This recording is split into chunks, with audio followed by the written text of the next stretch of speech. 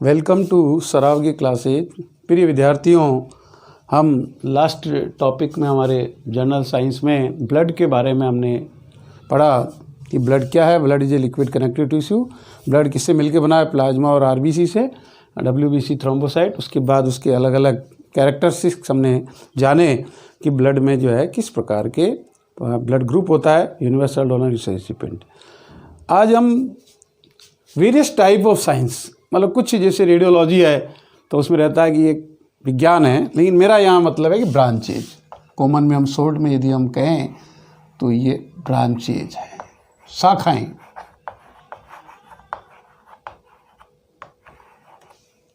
तो शाखाएं बहुत सारी होती है। वैसे इन शाखाओं में जाने से पहले मैं आपको हर चीज़ के, मैंने कहा ना, कंसेप्ट पे फोकस है मेरा, जो कि ब्लैक बोर्ड में मैटर बार बार अपन लिमिट रहे, लेकिन जो बेसिक अपने कंसेप्ट के रूप में है कि सबसे पहले अपने साइंस की डेफिनेशंस के रूप में जानना चाहेंगे कि the sequential study of scientific fact and observation are known as science. Science have its many branches.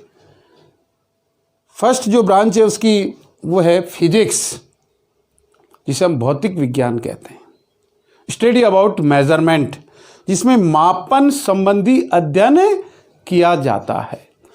तो ये विज्ञान की जो ही आप 6th क्लास में आते हैं, बल्कि आजकल तो इंग्लिश मीडियम में 3rd 4th 5th में बच्चे थोड़ा सीख जाते हैं, केमिस्ट्री पार्ट, फिजिक्स पार्ट और biology part.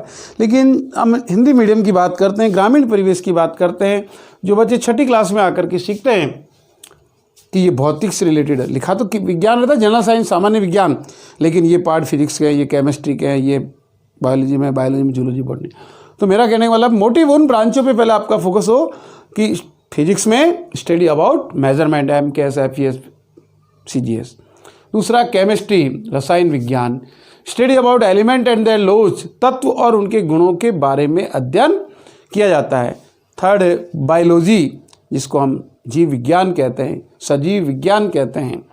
Study about both plant and animal, जिसमें पादप के बारे में और जंतु के बारे में अध्ययन किया जाता है, वो आपकी बायोलॉजी कहलाती है। फिर उसमें फर्दर अपन बहुत सारी ब्रांचें होती है, वही हम इन पर पढ़ेंगे। Next geography. Geography is the branch of science also. हमने भले आर्ट्स में उसको पढ़ने के लिए डाल दिया गया। तो study about earth and its part, पृथ्वी और उसके भागों के बारे में अध्ययन करते हैं। फिर आता है geology, study interior of the earth, पृथ्वी की जो अंतः तल की जो लेयर है उनके बारे में जो अपन अध्ययन करते हैं वो जियोलॉजी, भूगर्भ विज्ञान कहलाता है। फिर आता है agriculture, study about growing plant to reaping, मतलब अंकुरण से लेकर के उगते हुए पादप से लेकर के पकने तक जो खेती के जो जितने भी हमारे पेड़ पौधे हैं, जिनको हम, चाहे वो कैश क्रॉप हो, चाहे वो फूड ग्रेन्स हो, जिनको हम उगाते हैं, वो सब एग्रीकल्चर में है। और एग्रीकल्चर के 20 ब्रांचेज है, बल्कि और ज़्यादा, लेकिन मोटी मोटी, जैसा आप जॉबनेर में या उदयपुर में या अपन DAV कॉलेज में कहीं एडमिशन लेते हैं तो BSc एग्रीकल्चर में तो ब्रांचेज पढ़ते ही आप, कॉमन होता है वो कोर्स। लेकिन उसके बाद जब MSc इन एग्रीकल्चर करते हैं तो जैसे यहाँ एक लिखी हुई है एंटोमोलॉजी, कीटों का अध्ययन, तो ये भी एक ब्रांच है। एग्रोनॉमी होती है, एग्रोनॉमी शस्य विज्ञान, जो अपने फसली पादपों से रिलेटेड होती है। सॉइल साइंस, मतलब जो है सॉइल से रिलेटेड है, उसको सॉइल साइंस, मृदा विभाग कहते हैं, क्योंकि मिट्टी के बिना एग्रीकल्चर होगा, करेगा भी क्या। तो ऐसे एक्सटेंशन आता है, उसमें प्रसार संबंधी जो अध्ययन किया जाता है ना। एनिमल हस्बेंड्री, यानी बहुत सारी शाखाएं हैं जिनको आप और हम वैसे भी नाम सुनते हैं और जानते हैं, डेयरी एंड मिल्क से जो रिलेटेड है। खैर, इन सब का ध्यान उसमें तो स्टडी अबाउट, मतलब जो है ब्रांचेज ऑफ साइंस के अंदर लास्ट रहेगी थी वो है एस्ट्रोनॉमी, जिसमें अपन heavenly body, study about heavenly body just like moon, star, meteorites and. तो इस प्रकार से ये तो 7 उसकी मोटी मोटी शाखाएं थी जो आप और हम सभी किसी न किसी रूप में पढ़ते हैं और जानते हैं। लेकिन कॉम्पिटिशन्स के अंदर और भी शाखाओं का हमें अध्ययन करना चाहिए, जो कि हमारे कहीं बायोलॉजी पार्ट से, कहीं केमिस्ट्री पार्ट से, कहीं फिजिक्स पार्ट से, कहीं बॉटनी पार्ट से, कहीं जूलॉजी पार्ट से, मतलब वो रिलेटेड हैं। बहुत सारी वैसे शाखाएं 200, 300, 500 पर जितनी पढ़ें, लेकिन कुछ ऐसे इम्पोर्टेंट ब्रांचेज है या टाइप ऑफ साइंस है जो अपने कहीं न कहीं अध्ययन में आ ही जाता है।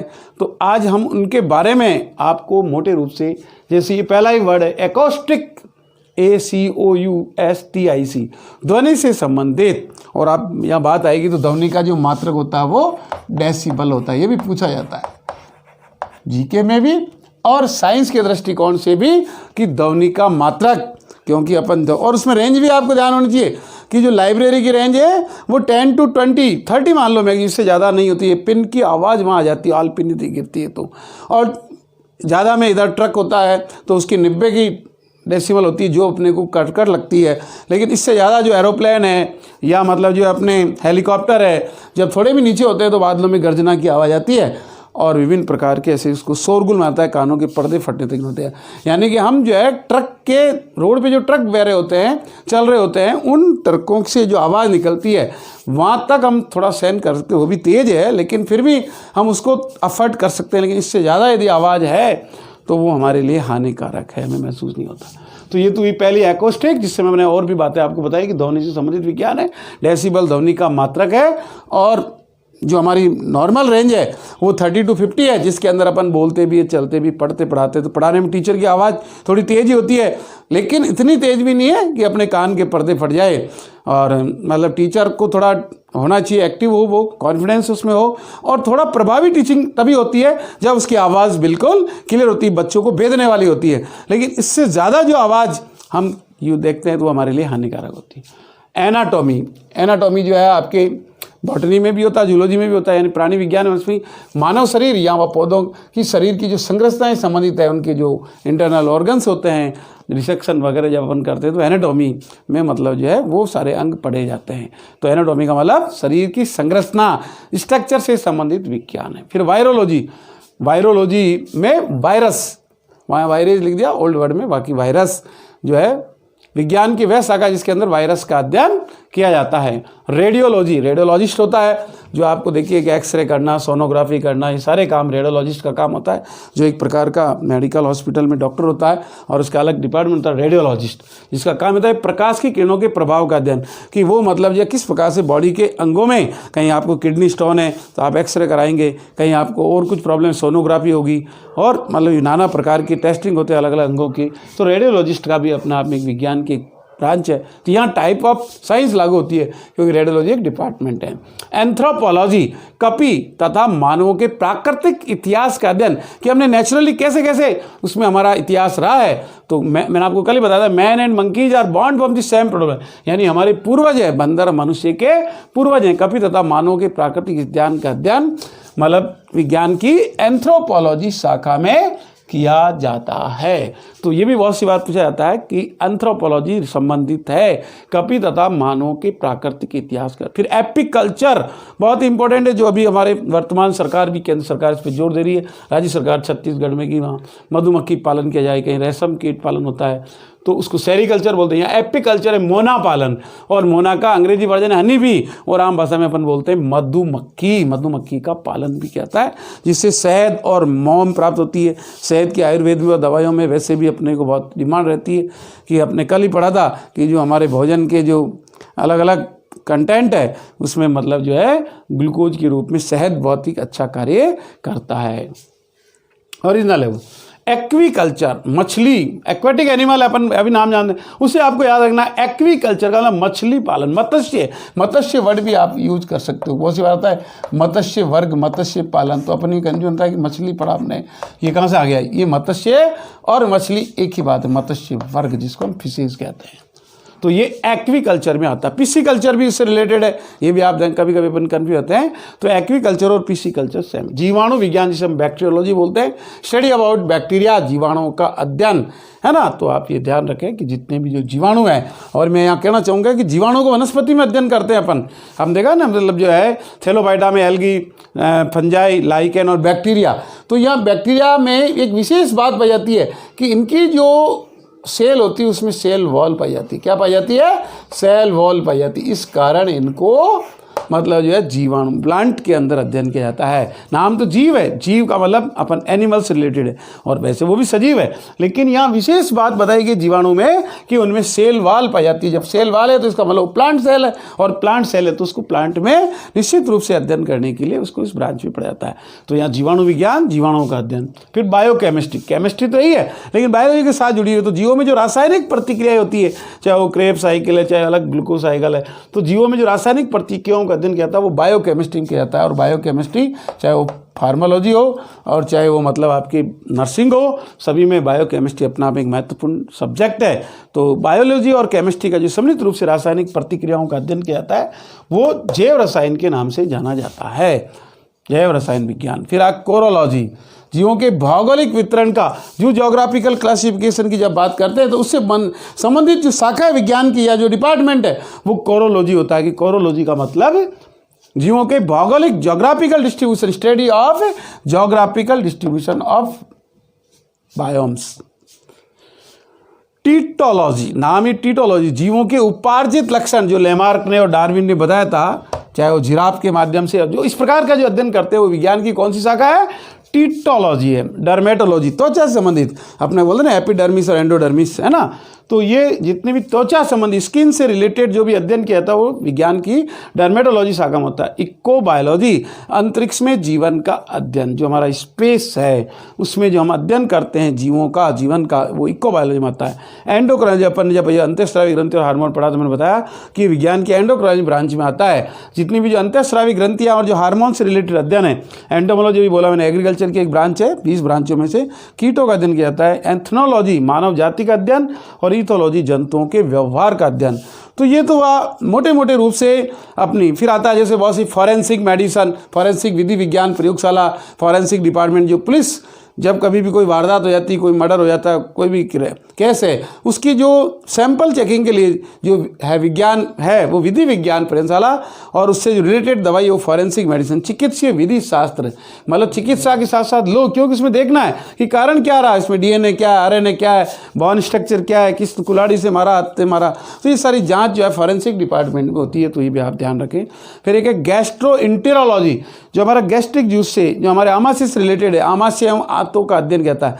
डॉक्टर का नाम होता है गैस्ट्रोएंटेरोलॉजिस्ट है ना, ये अजमेर से बता रहे हैं, दिल्ली से बता रहे हैं। तो इस प्रकार से नेक्स्ट शाखा है हेमेटोलॉजी, जिसमें रक्त, blood study, study about blood, रक्त संबंधी जो अध्ययन किया जाता है वो हेमेटोलॉजी से बना हुआ है। तो जो हेमेटोलॉजी हमारी शाखा है उसमें ब्लड एंड इसके जो कंपोनेंट्स उसके बारे में। हर्पेटोलॉजी, सरीसृप, जितने भी रेप्टाइल्स हैं उनसे संबंधित जो अध्ययन है वो सरीसृपों का। हर्पेटोलॉजी शाखा होती है विज्ञान की। इक्नोलॉजी, इक्नोलॉजी,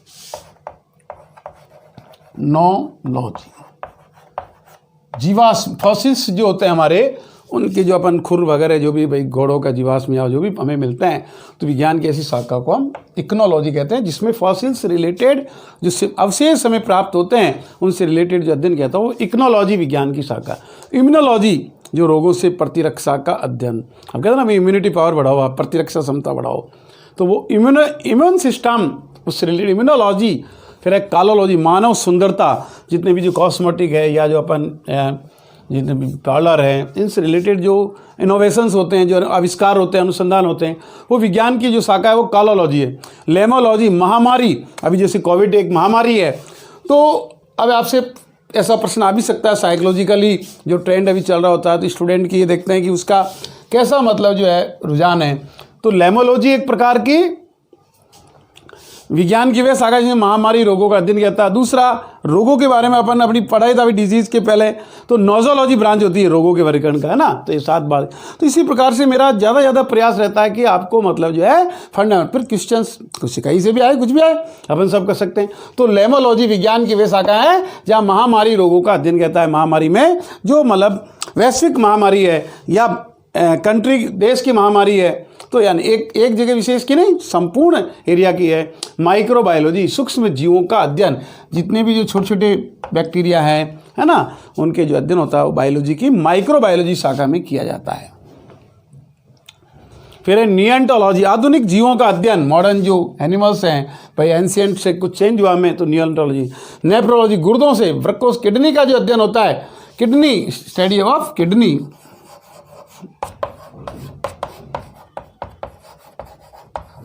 किडनी के बारे में जितनी भी अध्ययन हो वो विज्ञान की नेफ्रोलॉजी शाखा में था। न्यूरोलॉजी नर्वस सिस्टम से रिलेटेड है, नर्व से न्यूरोलॉजी बना। तंत्रिका, तंत्र जो हमारा नर्वस सिस्टम है उसके बारे में जो अधिक जानकारी है वो न्यूरोलॉजी में।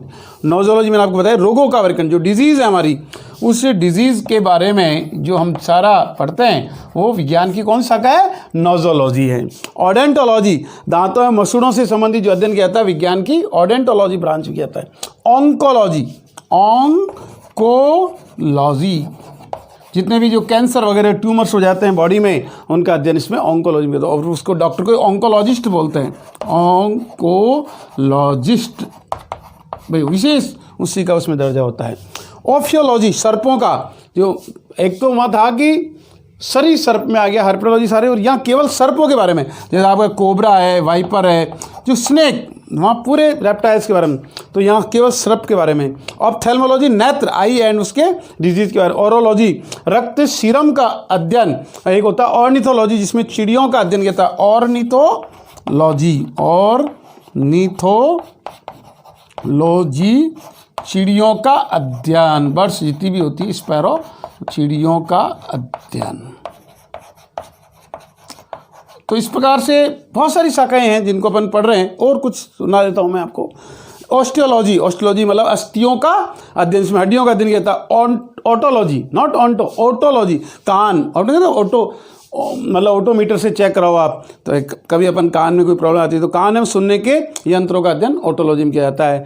पैलियंटोलॉजी या इक्नोलॉजी तो पद चिन्ह की बात थी, जहाँ मतलब स्टेप्स होते हैं, भाई घोड़े के खुर है ये दिखाए। एक होता है पैलियंटोलॉजी, इसमें जीवाश्मों का सभी प्रकार, चाहे वो कोयला हो, चाहे वो डिपोजिशंस के रूप में हो, चाहे मतलब जीव का हो, तो यानी कि टोटल जो फॉसिल्स हमारी पृथ्वी में पाए जाते हैं। और विज्ञान की वो जो शाखा है वो पैलियंटोलॉजी। फार्माकोलॉजी मतलब संश्लेषण, औषधियाँ जो केमिकल फॉर्म बायोकेमिस्ट्री से निकल करके, बायोकेमिस्ट्री तो एग्रीकल्चर में भी है, बायोलॉजी में भी है, सभी में, लेकिन जो औषधियाँ हमारी मेडिसिन है उनके जो संश्लेषण और स्टडी करते वो विज्ञान की pharmacology. M pharma, B pharma, PhD बोलते अपन। पीसी कल्चर मैंने आपको बताया तालाबों में मत्स्य बल, पहला एक्वीकल्चर आया था, तो एक्वीकल्चर के टाइम मैंने पीसी कल्चर किया था। सौरोलॉजी जिसमें छिपकली होगा, ऑफियोलॉजी में तो क्या आपके सर्प, और जो आप सौरोलॉजी उसमें छिपकली का है तो वो रेप्टाइल। हार्पेलॉजी में दोनों लागू होती है, लेकिन अपने को सेरीकल्चर मैंने आपको बताया था कि जो हमारे जो मोना पालन है वो एपीकल्चर था, और यहाँ आ गया रेशम कीट पालन, वो विज्ञान की शाखा है सेरीकल्चर। बहुत सारी कंपटीशन उसको पूछा जाता है। सिनेइकोलॉजी पर्यावरण जीव समूह का अध्ययन। ट्राइकोलॉजी बालों का अध्ययन जिसमें बाल संबंधी। यूरोलॉजी जिसमें यूरिन और उससे रिलेटेड जो डिजीज है। वायरोलॉजी आ चुका है, पहले अपन बताते विषाणु, वायरेज, वायरस, वो एक ही बात है। वेनेरियोलॉजी जो रतिज रोगों का अध्ययन किया जाता है। तो इस प्रकार से लेमोलॉजी को आप विशेष ध्यान रखें अभी इन दिनों में। नोजोलॉजी को ध्यान रखें, बात तो सभी को करना है, लेकिन एक ट्राइकोलिकल ट्रेंड होता है कि हमें किसी प्रकार से कोई भी चीज़ यदि पूछी जाती है तो हम कैसे उसको कर सकते हैं। तो इस प्रकार से मैं यह समझता हूँ कि विज्ञान की बहुत सारी शाखाएँ हैं जिनमें से काफ़ी अपन 35-40 शाखाओं को अध्ययन कर चुके हैं, 45 भी हो सकती है। तो इस प्रकार के जो शाखाएँ हैं वह हमारे को विज्ञान के रिलेटेड कोई भी प्रश्न आता है, चाहे वो आरएस कंपटीशन हो, चाहे वो आपका कांस्टेबल का एग्ज़ाम हो, चाहे एसआई का एग्ज़ाम हो, और चाहे अदर जो एग्ज़ाम अपन देते हैं एसएससी वगैरह है, उन सभी में जहाँ भी विज्ञान है, दैनिक जीवन में विज्ञान है, वहाँ पे इन चीज़ों की जानकारी होनी चाहिए। और मैं यहाँ तक समझता हूँ आपके लिए फ्रूटफुल रहेगा। तो प्रिय विद्यार्थियों, आप इस श्राव की क्लासेज की वीडियो को देखने पे सब्सक्राइब करें और ज़्यादा से ज़्यादा लोगों को इसमें शेयर करें, जिससे मैं निःशुल्क आपके लिए निस्वार्थ मेहनत जो कर रहा हूँ वो आपको ज़्यादा से ज़्यादा लाभ मिले। हौसला इससे अफजाई रहता है और मानव में मन कार्य करने की, और उससे, क्योंकि ज्ञान तो एक भंडार है जिसको हम day by day, education is a process not a product, और लाइफ लॉन्ग प्रोसेस है। इसको हम ज़्यादा से ज़्यादा जब जुड़ने की कोशिश रहेगी, मनोबल, आत्मविश्वास और ये सब शक्तियाँ बढ़ती है जब हम काम को करते हैं। तो विशेष रूप से आज के टॉपिक में यही, और इससे आगे जितने भी जो विज्ञान से रिलेटेड है शाखाओं में और जो बाकी है उनको भी हम करेंगे और नई से। धन्यवाद।